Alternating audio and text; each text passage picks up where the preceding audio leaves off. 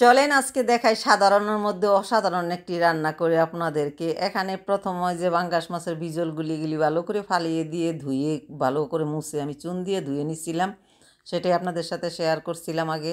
এখানে পাঙ্গাস মাছের মাথা, লেজে আর তেলগুলোর মাঝখানে আমি হলুদ মরিচের ফাঁকি, লবণ দিয়ে আদা রসুনের পেস্ট দিয়ে মেখে নিব। মাছগুলো ভালো করে মেখে নিয়ে তারপরে এটা আমি ভাজি করব। আপনারা দেখতে থাকেন। এটা একটি ব্লগ ভিডিও বা লং ভিডিও যাই বলেন, দেখলে ভালো লাগবে। এটা একটা শিক্ষাজনক ভিডিও। হয়তো অনেকে পাঙ্গাস মাছ খাইতে চান না, রান্নার সৌন্দর্য বা রান্নার স্বাদ হয় না, তো আমি এত ভালো পারি না, তারপর আপনাদের কাছে দেখাইতেছি। এখানে তেল দিয়ে দিলাম, তারপরে তেলগুলো ভাজা হলে দিয়ে দিব মাছগুলো। মাথা লেজ রানবো, আর বেশি রানবো না।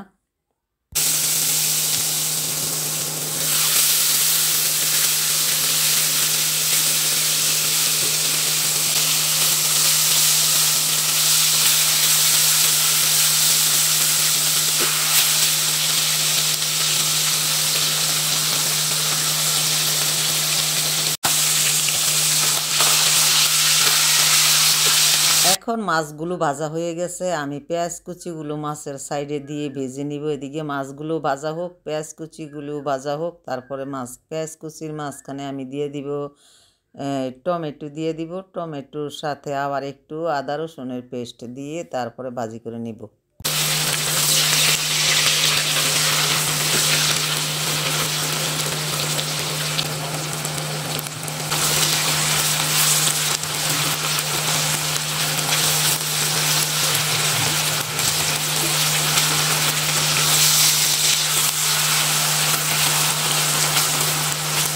এখন কিছু পরিমাণ পানির সাথে হলুদের ফাঁকি, মরিচের ফাঁকি, একটু সয়া সস, পরিমাণ মতো লবণ মিশিয়ে মাখিয়ে আমি পানিটা দিয়ে দিলাম। তারপরে আমি এখানে মাছটা রান্না করতে থাকবো।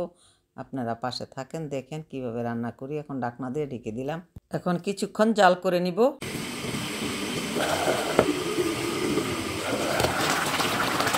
এখন দিয়ে দিব ধনেপাতা, কাঁচামরিচ আর অল্প পরিমাণ জিরের ফাঁকি। একটু সয়া সস দিলে পাঙ্গাস মাছের তেলের গন্ধ থাকে না।